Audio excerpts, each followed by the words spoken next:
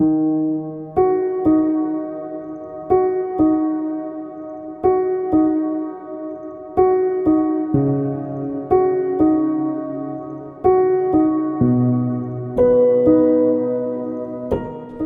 ने जन्म दिया मर्दों को, मर्दों ने उसे बाजार दिया। जब जी चाहा कुचला मसला, जब जी चाहा दुत्कार दिया। ये साधना फिल्म का गाना है। ये फिल्म आई थी 1958 में।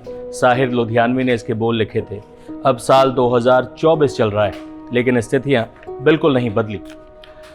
एक और कहानी सुनाता हूं आपको। साल 2012 था, जब मैं छात्र था। मुनिरका में उसी जगह पर रहता था जहां निर्भया के साथ दरिंदगी हुई थी। तब भी एक जन आंदोलन खड़ा हुआ था। पूरा देश आक्रोशित हो गया था। ऐसा लग रहा था कि इस जन आंदोलन से कुछ सकारात्मक परिणति होगी। जब भी कोई घटना होता है, निर्भया का नाम आता है। लेकिन निर्भया की घटना से, उसके महुवत से हमने क्या सीखा? हमारे सिस्टम में क्या बदलाव आया? हमारे कानून में जो भी बदलाव, उस पे काम का क्या हुआ? महिलाओं के प्रति हिंसा रुकेगी। कानून भी बने, नई नीतियां भी बनी, लेकिन उसके बाद 12 साल बाद हम कोलकाता रेप और हत्याकांड पर चर्चा कर रहे हैं। और हमने ये देखा कि निर्भया के मामले में ये घटना सड़क पर हुई, रात में हुई। लेकिन कोलकाता में जिस ट्रेनी डॉक्टर के साथ दरिंदगी हुई, वो ड्यूटी पर तैनात थी, अस्पताल में थी। वो उस समय उस अस्पताल की एक ऑन ड्यूटी ऑफिसर थी, डॉक्टर थी। उसी अस्पताल में उसकी पढ़ाई चल रही थी। इसके बावजूद वो जगह उसके लिए मौत का सामान बन गई।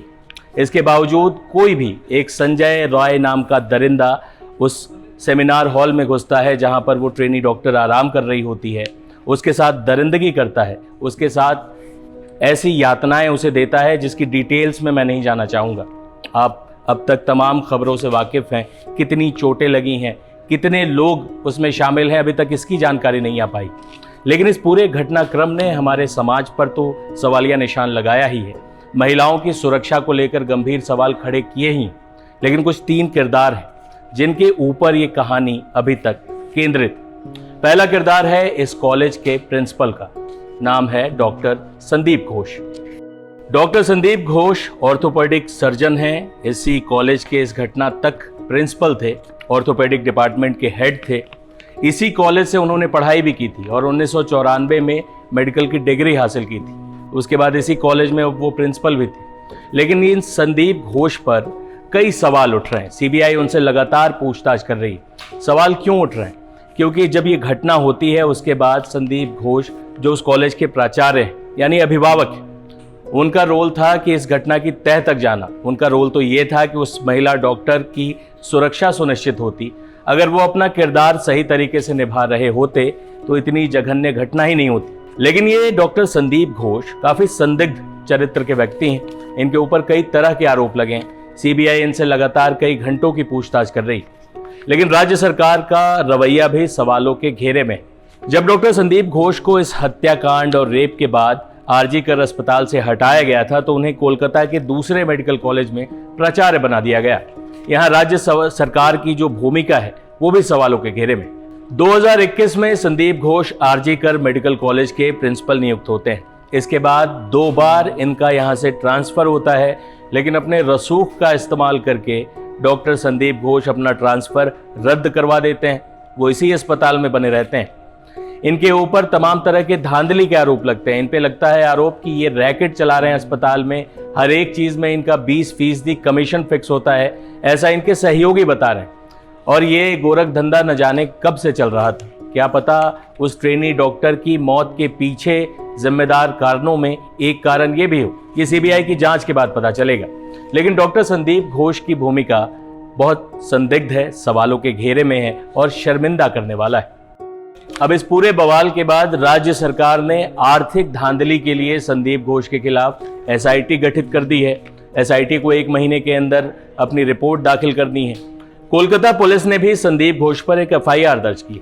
वो किस मामले में की है कि रेप पीड़िता जिसकी हत्या भी हो गई, उसका नाम, उसकी पहचान इन्होंने सार्वजनिक तौर पर उजागर कर दी। ये उस कॉलेज के प्रिंसिपल की हरकत है। इसलिए डॉक्टर संदीप घोष सवालों के घेरे में हैं। मेडिकल प्रोफेशन को शर्मिंदा करने वाली शख्सियतों में इनका नाम शुमार हो रहा है। कोलकाता रेप और हत्याकांड का एक दूसरा किरदार है एएसआई अनूप दत्ता। आप ये विजुअल देखिए। जब मीडिया उससे पूछ रही है कि क्या वो मुख्य आरोपी संजय रॉय को जानता है, तो किस तरह एएसआई, कोलकाता पुलिस का एएसआई अनूप दत्ता भागता हुआ जा रहा है।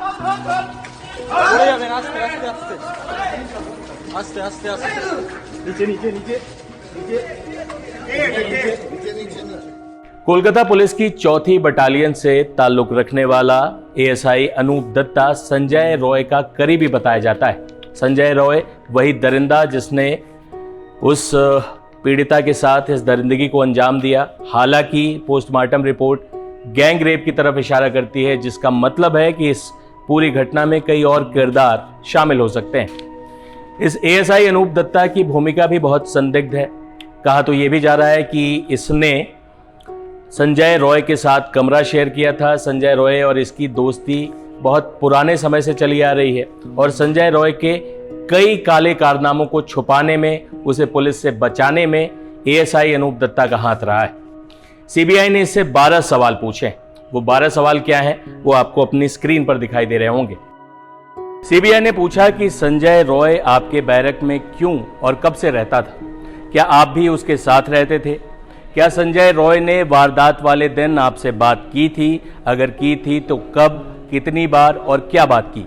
संजय रॉय ने आपको क्या इस वारदात के बारे में सब कुछ बताया था या कुछ भी बताया था? संजय रॉय कैसी प्रवृत्ति का आदमी?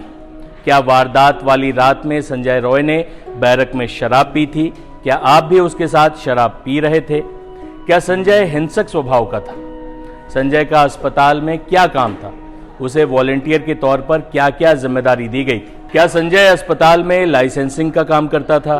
क्या उसकी अस्पताल में मजबूत पैठ थी? क्या संजय रॉय संदीप घोष को जानता था? क्या कभी संदीप घोष के बारे में संजय ने कोई जिक्र किया था? इन तमाम सवालों को सुनने के बाद आप भी अंदाजा लगा सकते हैं कि अनूप दत्ता और संजय रॉय के बीच किस तरह के संबंध रहे होंगे।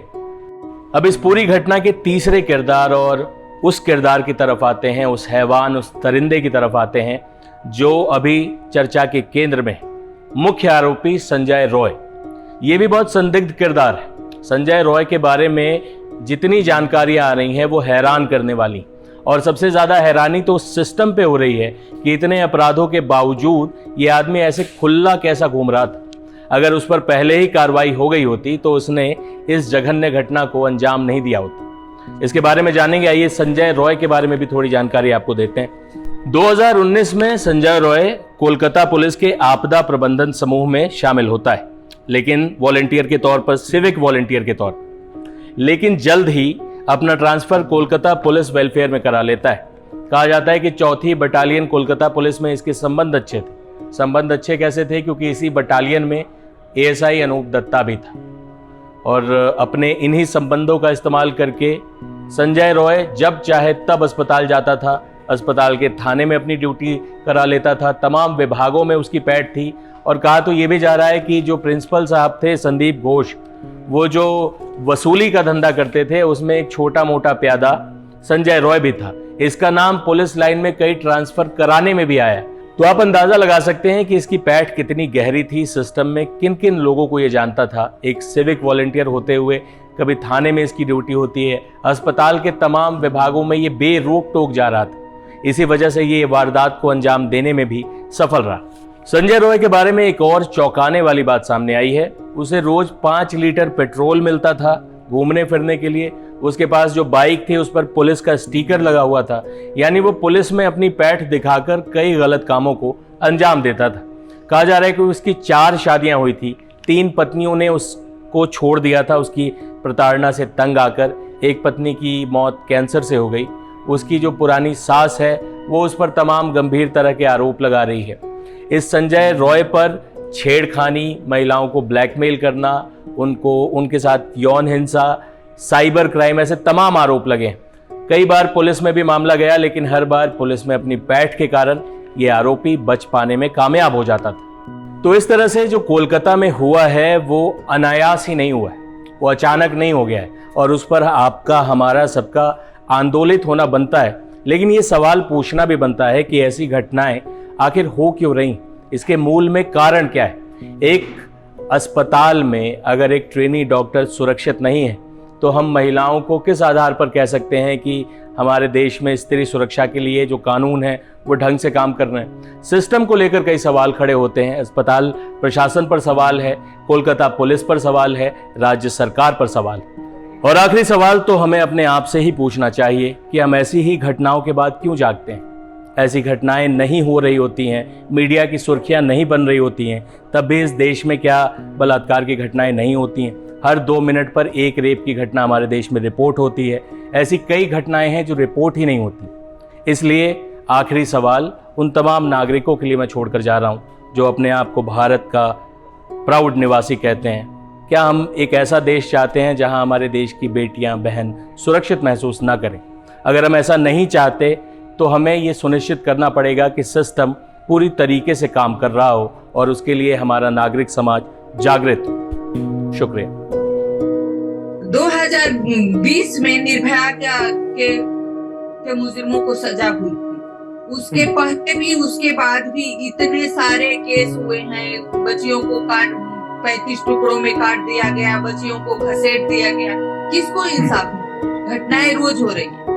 हम सोच रहे हैं कि हमारा समाज सुधर जाएगा, हमारा समाज का सोच बदल जाएगी। अगर आप मुजरिमों को सजा नहीं देंगे, जेल में बैठा के उनका पालन पोषण करेंगे, उनकी मांगे पूरी करेंगे, तो महिलाएं सुरक्षित कैसे होंगी?